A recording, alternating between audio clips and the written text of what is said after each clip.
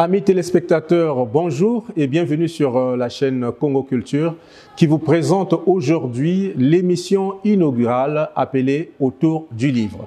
Vous êtes déjà habitués au concept Le livre et son auteur. Cette fois-ci, nous revenons avec vous avec un autre concept. Il s'agit du concept Autour du livre. Autour du livre, c'est donc une émission qui nous permet d'aborder les thématiques actuelles autour des ouvrages qui ont été édités récemment, et plus particulièrement des livres, des romans, des essais et tout ce qui concerne la littérature dans son ensemble. Alors aujourd'hui, pour ce numéro inaugural, nous allons donc parler du mariage, nous allons parler de la dot, nous allons parler de la condition féminine, étant donné que nous sommes en mars, c'est le mois de la femme.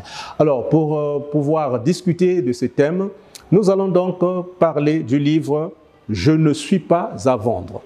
« Je ne suis pas à vendre », comme vous le savez, est écrit par Pensée Sem et Sensi. Dans cet ouvrage, il a parlé du mariage, de la dot, des difficultés liées à cette étape préliminaire au mariage officiel. Nous sommes donc en mars, comme je vous l'ai dit, c'est le mois de la femme. Nous aurons donc avec nous sur ce plateau une dame, Madame Nupsia Akwala, qui va, en tant que femme mariée, mère de famille, nous parler aussi de son expérience, nous parler de sa vision du mariage et surtout de dire qu'est-ce qu'elle a retenu de cet ouvrage de Pensée Sem et Sensi. Je ne vous en dis pas trop. Avec moi sur ce plateau, l'auteur du livre « Je ne suis pas à vendre », Pensée Sem et Sensi. Bonjour.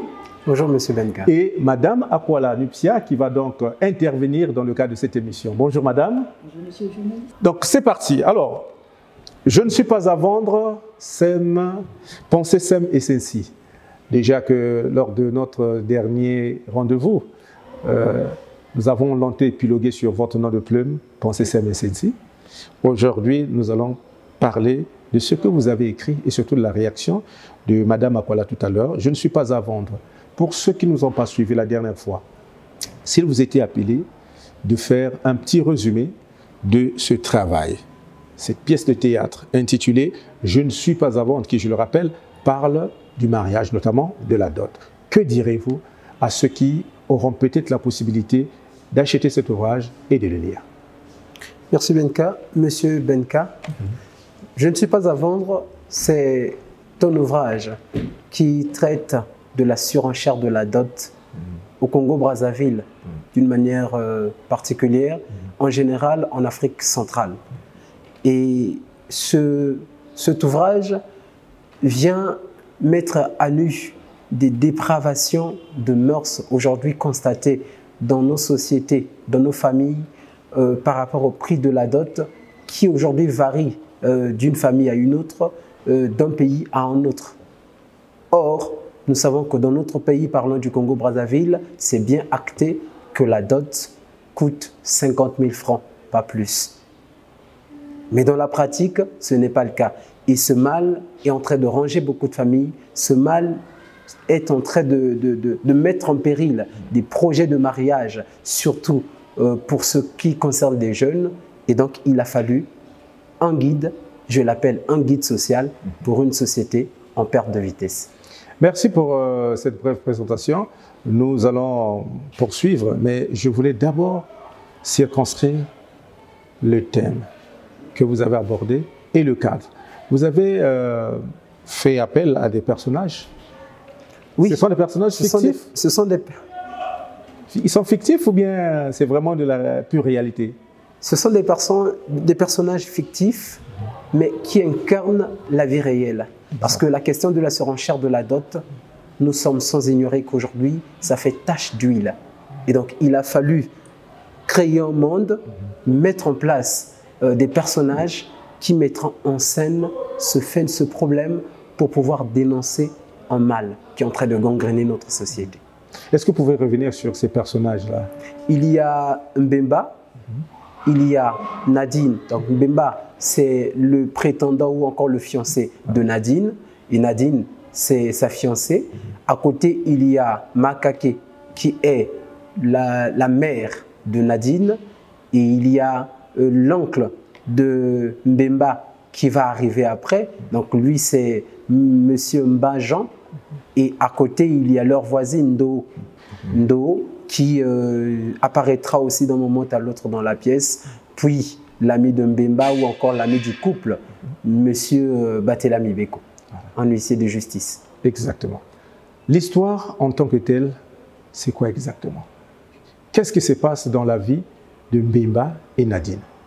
L'histoire, c'est que Mbemba, ayant vécu avec sa femme pendant des années, en union libre, hein? En union libre, il a bien pensé régulariser sa situation.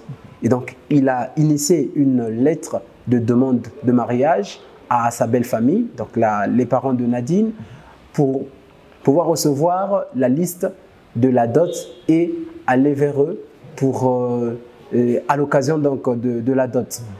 Et monsieur se rencontre face à une difficulté de la surenchère de la dot parce qu'en dépit des objets d'auto demandés, le montant s'élève à 1 690 000. Et donc ça met en mal ce projet et monsieur Mbemba n'arrive pas à supporter. Pour lui, il voulait même à ce qu'il n'aille plus régulariser sa situation, demeurer dans cette vie, dans l'union libre. Et donc, c'est là que commence l'échange entre Nadine et Mbemba, donc le couple dans leur salon.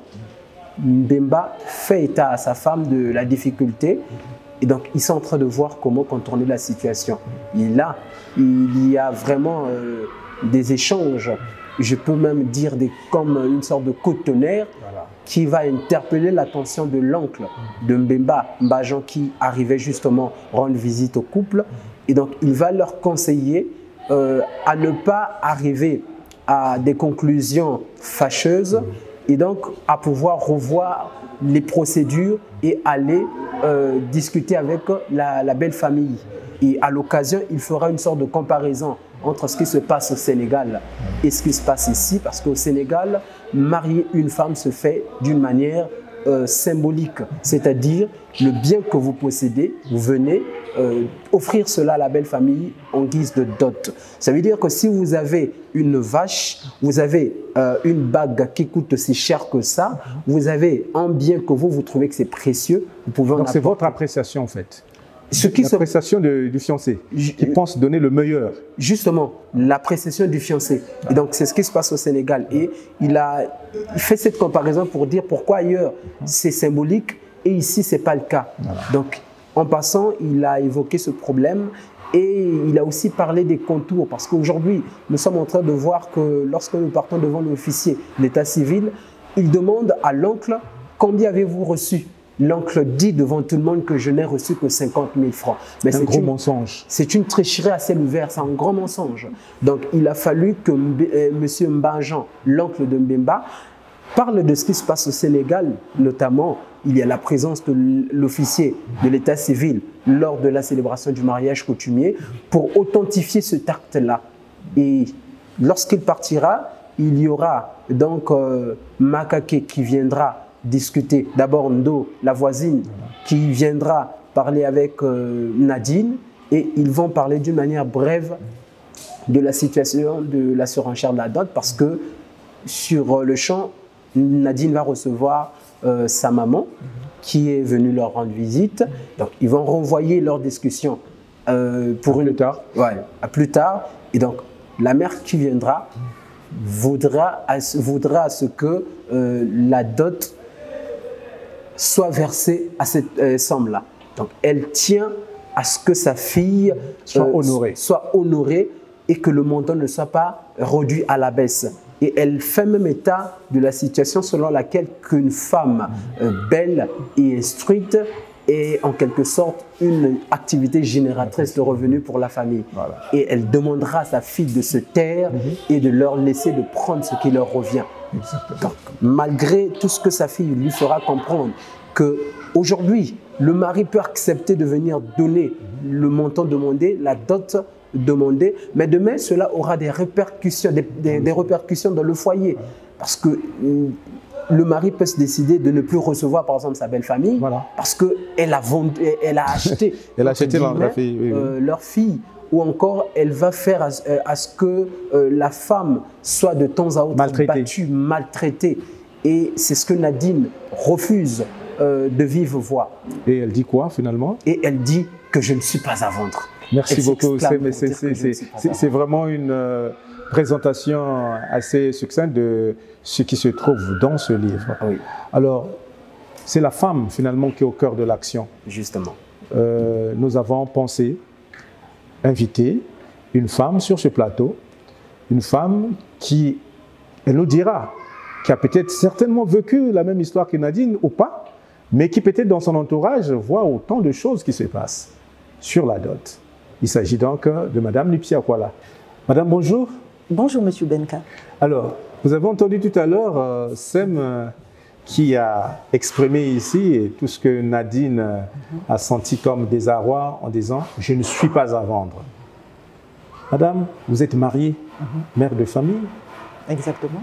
On vous a aussi vendu. Non, on ne m'a pas vendu et je ne me suis pas identifiée à Nadine. Et nos parcours sont plutôt différents. J'ai eu une trajectoire tout aussi différente. Évidemment, je ne vais pas enjoliver mon parcours. C'est simplement que j'avais des parents instruits et les pénibilités se sont situées sous d'autres axes plutôt que ceux qui se présentent dans cette pièce de théâtre. Mais la surenchère de la dot, c'est une réalité que l'on vit au quotidien. Comment est-ce que vous voyez cela, ce problème ? Je pense partager la même vision de l'auteur. Monsieur Pensée a su caractériser ce qu'il y a comme écume des mots dans notre société congolaise. Nous avons affaire là, sans falbala, sans cotillon, sans flonflon et j'en passe, à une marchandisation de la femme. Aujourd'hui, la femme a une valeur marchande. Plus les enchères sont placées très haut, plus la femme a de valeur. Et je crois que c'est vraiment déplorable d'en arriver à ce point-là. Et comme le dit déjà nos coutumes, la femme est sacrée. Et la vendre comme ça au meilleur parti, c'est la désacraliser. Exactement. Alors, c'est votre point de vue en tant que femme, mais en tant que parent, quel serait le conseil que vous donnez aux parents? Parce qu'aujourd'hui, ceux qui sont à la base de cette chosification, pour moi, c'est de la femme, ce sont les parents. Puisque la dot, ce sont les parents qui décident combien vous allez leur mettre, c'est eux qui perçoivent la dot, donc quelque part, c'est eux qui vendent l'enfant. Qu'est-ce que vous pouvez dire de façon raisonnable aux parents aujourd'hui? En fait, il y a plusieurs strates de réflexion dans ce que nous présente Monsieur Pensée. Et dans notre société, qui est assez malade de ces mots, il y a aussi la responsabilité, excusez-moi, de la femme. Aujourd'hui, la femme, ça n'est pas le cas de Nadine, bien évidemment. Il y a des femmes qui font en sorte d'inciter leurs parents à beaucoup plus augmenter le montant de la dot. Donc, au lieu d'être considérées comme victimes, on pourrait dire que certaines femmes font partie des bourreaux. Bien sûr, bien sûr. Complices de la surenchère de leur dot. Bien sûr, j'ai écouté il n'y a pas très longtemps l'excellente romancière Djalil Amadou qui disait que les violences perpétrées aux femmes sont faites par des femmes. Déjà. C'est un paradoxe. Oui, c'est un paradoxe, mais il faut bien le dire. Et je crois que je ne joue pas un double jeu. Nous avons une responsabilité de dire déjà à nos parents que nous ne sommes pas à vendre. Et ce que Nadine scande avec une certaine force, je ne suis pas à vendre, est réel. Mais est-ce qu'un enfant peut faire infléchir la position parentale ? Pourquoi pas? Parce qu'il y a toujours ce cercle pernicieux des parents autour qui vont encore plus inciter les parents, les géniteurs de la femme pour leur dire non, on ne donne pas un enfant en cadeau. Et ça, c'est vraiment assez triste. C'est ça. Alors, Madame Akwala, je reviens à vous pour parler des raisons qui éventuellement pourraient pousser une jeune fille à pouvoir jouer à ce petit jeu-là, de pouvoir augmenter la dot. Qu'est-ce qui se cache derrière cette réalité? derrière cette réalité, il y a une question de prestige social. On veut être bien vu. Déjà, plus c'est cher, plus on a de la valeur et plus on est regardé autrement. Et il y a dans son cercle amical des copines qui lui disent, toutes envieuses, « Ah, mais dis donc, ton mari a déboursé tant, tu as été épousée à coups de millions. » Et c'est cela. Donc, vous savez, en Afrique, on a ce problème-là. On vit souvent sa vie avec le regard des autres. Par rapport aux autres. On la calque. On ne sait pas se donner des challenges, on ne sait pas se donner des défis et on dessine tout et n'importe quoi par rapport à la vie du voisin, de la voisine, de la cousine. Alors que nous n'avons pas le même ressenti, nous n'avons pas la même appréhension du monde. Et je crois que le problème, c'est aussi ce qui nous entoure comme masse médiatique. Regardez les réseaux sociaux, par exemple. Les réseaux sociaux, la masse importante que prennent les réseaux sociaux. On n'a plus vraiment de vie saine, voilà. Mais on a une vie calquée sur le nombre de vues que vous faites sur vos statuts ou je ne sais pas quoi. Et il y a aussi, il faut faire très attention aux programmes que les enfants suivent à la télé. Il y a les telenovelas qui effritent les bonnes mœurs et tout le monde veut vivre dans une telenovela. C'est vraiment aberrant, c'est abject. Et nous avons des valeurs. Nous avons des valeurs en Afrique centrale, nous avons des valeurs au Congo qui se délitent simplement parce que on est dans une sorte de construction de complexe qui nous empêche d'avancer. Exactement. Alors, revenons au standard dont vous parlez, l'originalité même de la dot. À combien exactement serait fixée une dot raisonnable en dehors du prix officiel? Parce que nous savons tous que le législateur a prévu que la dot ne saurait dépasser 50 000 francs. Oui, 50 000 francs d'après la loi portant sur la fixation du montant de la dot, la loi 073 du 17 octobre 1984, je crois, si ma souvenance ne me trompe pas, est fixée justement à ce prix-là, 50 000 francs. Mais il y a un problème. Est-ce que ce n'est pas déjà dépassé? Oui, c'est une loi qui date de la loi est tombée. Plus de 30 ans est tombée dans l'obsolescence parce qu'une loi est faite avec un contexte. D'après moi, je ne suis pas juriste et je ne suis pas une professionnelle des lois juridiques, mais les textes de loi doivent se fonder aussi sur un écosystème environnemental, social. Avec 50 000 francs, vous faites quoi aujourd'hui? Voilà. Donc le vide juridique est là. Le vide juridique. Non, je ne parle pas de vide juridique, mais l'adaptation de la loi pose problème. On peut l'amender de façon intelligente, de façon raisonnable. Et M. Pensé a soulevé quelque chose de crucial, un point cardinal qu'il ne faut pas éluder.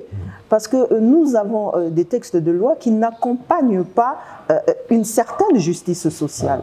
Alors, nous avons cautionné une sorte de supercherie, sinon un grand mensonge social, même jusqu'à l'état civil. On demande à votre oncle ou à votre père, avez-vous reçu 50 000 francs? Et tout bonnement, tout gaillardement, dans le plein pouvoir de sa conscience, il dit oui. Mais tout le monde sait que ce n'est pas 50 000 francs. Et c'est une mise en scène orchestrée par tout le monde. Mais elle est institutionnelle, elle est conventionnelle. Et tout le monde ment et ça ne dérange personne. Mais je crois qu'il faut simplement revoir cette loi, l'amender.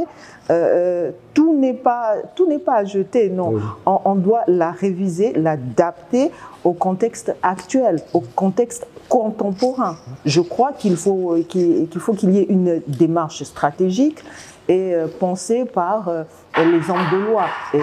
J'espère que ça se fera, mais sinon, ce genre de commerce vil va continuer, va se pérenniser, voilà, comme vous dites. Voilà. Alors, dans tout ce qui entoure la dot, nous avons deux aspects. Il y a les aspects cadeaux qui accompagnent donc la dot et aussi le coût financier. Donc le montant de la dot. La loi ne parle que du montant. Mais la loi ne parle pas des cadeaux que les deux familles devraient s'échanger. Mais ce à quoi on assiste aujourd'hui, c'est aussi criard. Nous avons une liste à n'en point finir. Des cadeaux qui intègrent même certains aspects qui ne sont pas de la coutume.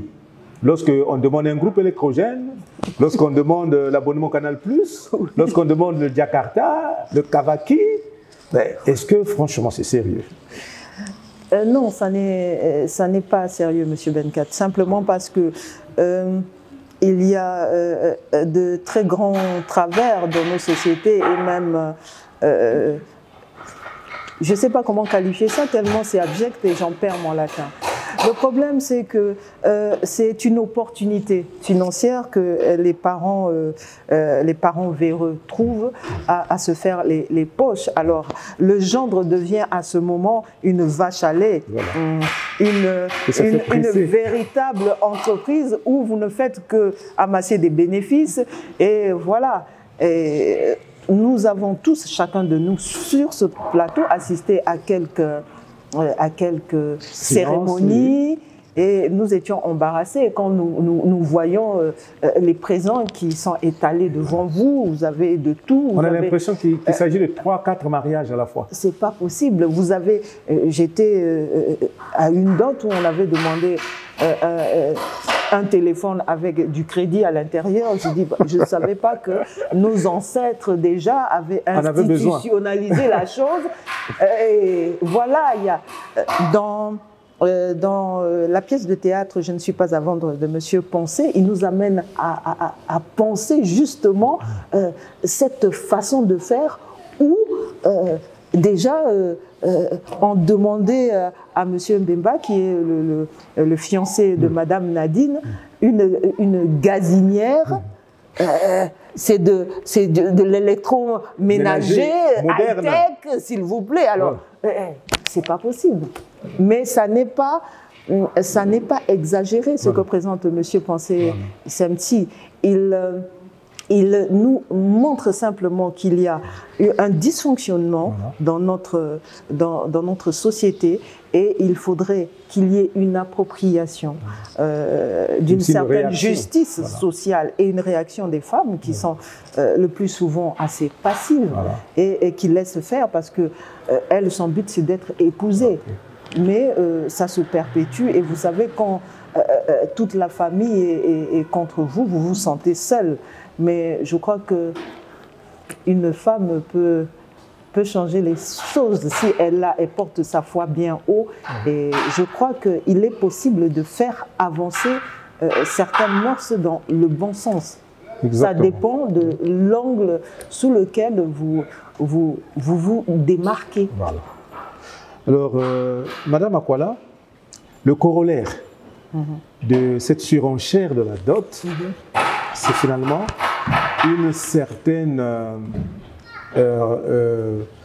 relaxation dans les mœurs où les gens se disent, tiens, si les parents ne veulent pas que nous soyons ensemble, mais est-ce qu'on ne peut pas se mettre ensemble sans l'avis des parents?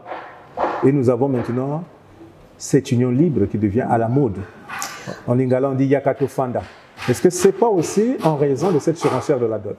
Bon, c'est vrai qu'il y a cette évidence-là et on ne peut pas l'écarter, on ne peut pas l'évincer en aucun cas. C'est simplement, il ne faudrait pas tomber aussi dans la facilité. Voilà. C'est pas parce que la dot est extravagante que vous allez rentrer dans une certaine déliquescence de vos mœurs et c'est la forme. On ne va pas vivre archaïquement dans un monde moderne. La modernité, moi je crois que la modernité n'empêche pas d'avoir des principes. Exactement. Et des principes qui tiennent la route. Exact. Vous aimez votre femme, vous êtes censé la respecter, battez-vous. Battez-vous, ça prendra le temps qu'il faudra, mais battez-vous. Je ne suis pas d'accord pour... Ceux qui prennent ça comme argument Évidemment, parce que ça sera toujours la loi de la facilité, comme je ne peux pas et tout. Vous savez, c'est un peu comme un enfant à qui on dit tu as échoué à cet examen. Il dit non, non, c'est parce que simplement le professeur ne m'aimait pas. Voilà. Donc on connaît tous ce genre d'argument qui n'est pas pertinent. Ah oui. Non, je crois qu'il faut avoir des principes dans la vie. Il faut se dire que je suis une femme de valeur, je suis un homme de valeur, je vais épouser une femme, je veux la respecter, je veux l'honorer aux yeux de tous, alors je vais me battre pour faire d'elle ma femme et pas me battre pour faire d'elle mon amante ou ma copine. Exactement. Alors, Madame Akwala, un message particulier à l'endroit des femmes qui sont en train de gémir dans des difficultés liées à la dot. Qu'est-ce que vous leur dites en tant que femme et qu'est-ce que vous leur dites en tant que parent? Merci, Monsieur Benka. Je suis, comme vous l'avez dit, je suis une mère de famille, j'ai 2 filles et je ne souhaite que leur bonheur. Pour avoir été épousée dans la difficulté, mais ça n'est pas dans cet aspect-là. C'est simplement que mes parents ont eu du mal à me laisser partir. Ah oui. Très protectionniste. Très protectionniste, mais c'est normal en tant que parent. Et c'est aujourd'hui que je suis mère que je commence à comprendre les choses. Alors, il y a certaines erreurs que je ne choisirais pas de perpétuer, bien heureusement. Mais je dirais simplement que quand vous êtes conscient que votre fille se comporte de la meilleure des façons, veut convoler en épousailles avec un jeune garçon, assurez-vous simplement que ce jeune garçon soit un gentleman chrétien. Je crois que c'est une qualité essentielle pour savoir votre fille en sécurité, parce qu'on ne pense que quasiment qu'à la sécurité financière. Il n'y a pas que ça. Dans un couple, il y a la communication, il y a la confiance, il y a l'échange, et il faut l'amour, le respect. Évidemment, l'amour conditionne, chapeaute le tout. Je crois qu'il faudrait vérifier cela, être sûr à qui vous confiez votre enfant, parce que vous n'avez qu'assurer toute la première strate. Voilà. Il faut que la prochaine marche de l'escalier soit assurée. Il faut accepter aussi de donner le relais, mais de le donner pas à n'importe qui, parce que c'est très important. Il y a des pères de famille qui ont fermé les yeux sur des choses essentielles, et aujourd'hui, certaines de nos sœurs se retrouvent à être, alors qu'elles ont été épousées avec faste et beauté, comme on le dit dans l'excellente pièce de Monsieur Pensée, se retrouvent à être déshonorées parce que l'homme est parti sous d'autres cieux et l'a abandonné avec ses enfants. C'est vraiment la triste réalité. Oui, c'est une triste réalité. Merci, Madame Nipsia Akwala, pour votre apport dans cette pièce de théâtre. Mais j'aimerais dire que ça n'est pas tout. Oui, effectivement, ça n'est pas tout. Ça ne se limite pas au mariage. Au mariage, oui. On peut éventuellement parler d'autres choses, parce que ça, c'est tout un ensemble de problèmes relevés ici. Mais en ce qui concerne le mariage, je pense que vous avez été un peu plus clair pour faire comprendre à cette jeunesse, pour faire comprendre aux parents que les enfants ne sont pas à vendre et que le mariage, c'est un symbole. Il faudrait donc revenir aux sources et prôner ce qu'on appelle nos valeurs ancestrales. Et ne pas subir l'influence du monde actuel qui s'est dépravé au point où la communication ne se résume plus à notre expression, mais au regard des autres. C'est une façon pour moi de résumer votre pensée de tout à l'heure. Nous allons revenir à l'auteur, Pensée Sem Essensi. Alors, Pensée Sem Essensi, vous êtes un auteur comblé, parce que vous avez jeté le pavé dans la mare et que les gens en ont récupéré. Et aujourd'hui, c'est tout le monde qui en parle. Je ne suis pas à vendre, la dot, c'est de la surenchère. La loi devrait frapper et que tout le monde devait mettre la main à la pâte pour qu'on trouve rapidement une solution à ce problème très épineux. Vous avez suivi la lecture de Madame Akwala. Qu'est-ce que vous en dites? En tout cas, c'est une belle analyse que Madame vient de faire. Comme disait Tati Letard, je viens là de jeter une bouteille dans la mer. Voilà. Et donc, à chacun d'en prendre et d'en faire usage. Elle a abordé une partie de la pièce, notamment sur la surenchère de la dot. Mais et comme vous avez dit, c'est très difficile de parler en quelques minutes ou encore en quelques heures de ce que traite cette pièce de théâtre. Et c'est pour cette raison justement que nous allons encourager les lecteurs d'acheter ce livre. Justement. Alors, il se trouve où exactement? Dans quelle librairie peut-on avoir ce livre et combien coûte-t-il? Le livre coûte 7 000 francs. Le livre coûte 7 000 francs. Et ceux qui veulent en avoir peuvent contacter l'équipe qui gère la vente actuellement. Est-ce qu'on peut avoir un numéro? Oui, le 06 808 11 68. Vous pouvez revenir sur le numéro? Le 06 808 11 68. Okay, donc, ils peuvent contacter et l'équipe va se dépêcher. Ou encore l'équipe qui gère la vente leur dira comment est-ce qu'ils peuvent faire pour avoir l'ouvrage. Sinon, il y a beaucoup à dire sur la surenchère de la dot, sur les dépravations des mœurs, notamment avec la jeunesse. À l'intérieur, nous avons évoqué le problème de la musique, nous avons évoqué le problème de la littérature. En tout cas, il y a beaucoup à se dire autour de cet ouvrage. Et donc, je dis merci à Madame Akwala, qui vient donc de décrypter, on peut dire en quelque sorte, le message qui s'y trouve. Relative à la dot. Relative à la dot. Voilà. Merci, Pensée Sem SNC. Alors, Madame Akwala, nous sommes arrivés au terme de cet entretien. Nous étions autour du livre « Je ne suis pas à vendre ». C'est à vous de conclure cet entretien. Qu'est-ce que vous avez à nous dire en dernier lieu? Tout en sachant que nous aurons peut-être dans les prochains jours l'occasion de nous retrouver pour aborder d'autres aspects, parce que l'émission, c'est autour du livre. On ne peut pas décortiquer l'ensemble de cette œuvre en quelques 30 minutes. Oui, vous avez raison, Monsieur Benka, et ce n'est pas moi qui vais vous contredire. Je crois que parler d'une œuvre aussi majeure, aussi contemporaine et aussi intelligente, en 30 minutes serait quand même assez incroyable. Ce serait un exploit. Mais comme les exploits sont assez rares dans ce monde, il faut se le dire. Mais j'ai eu beaucoup vraiment de curiosité intellectuelle à lire cet ovni, laissez-moi l'appeler comme ça, parce que c'est très rare dans notre littérature congolaise d'aborder le mariage sous cet angle-là.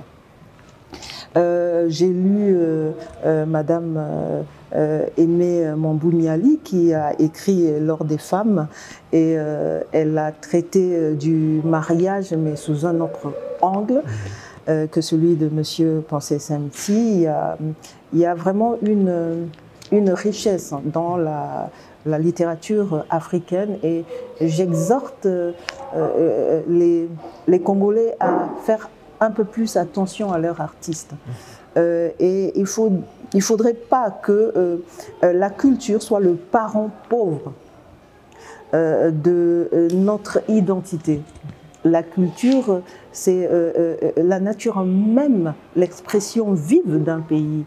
Et je crois que lire Pensée, c'est comme lire Soni Laboutansi, c'est comme lire Aimé Mambouniali, Henri Lopez, Mabankou et Cécile Lise Diamoneka. Je crois qu'il faudrait s'approprier de sa propre culture avant de comprendre la culture des autres. Nous aimons beaucoup trop et c'est dommage, les produits occidentaux, ce ne sont pas les meilleurs pour nous. Je vous ai parlé des telenovelas. La culture d'importation. Oui, telenovelas, c'est autre chose. Hier encore, voir une fille en mini-jupe à l'époque de nos mères, mais on les qualifiait. Ah oui. C'était même une vindicte populaire. Tout le monde s'acharnait. Voilà. Mais aujourd'hui, plus c'est court, plus c'est beau. Voilà. Et c'est dommage. On en est arrivé là. Et cette dénonciation que fait Monsieur Pensée et je crois est de rigueur. Elle a sa place. C'est pas de la dénonciation pour de la dénonciation. C'est un fait qui est relaté et avéré vrai. Je crois simplement qu'il faut se poser et se remettre en question. Toute la société doit se remettre en question. Je ne suis pas à vendre. Pensée sème et Saint-Cy. C'est donc cette pièce de théâtre qui a fait l'objet de l'émission Autour du livre. Autour du livre, nous avons débattu de ce thème crucial sur le mariage coutumier, notamment la dot. L'émission Autour du livre, c'est une opportunité qui est donnée aux écrivains et aussi aux lecteurs, aux libraires, aux éditeurs, de pouvoir dévoiler la face cachée de certaines choses que l'on pourrait comparer au non-dit. À vous donc de vous approprier cette émission pour nous contacter au 06 665 84 51 afin non seulement de présenter votre œuvre, mais aussi de voir comment décortiquer cette œuvre à travers une analyse, un décryptage de la lecture. Merci de nous avoir suivis. Nous vous disons au revoir et nous allons nous retrouver prochainement avec un autre livre et une thématique tout à fait particulière. Au revoir et à la prochaine.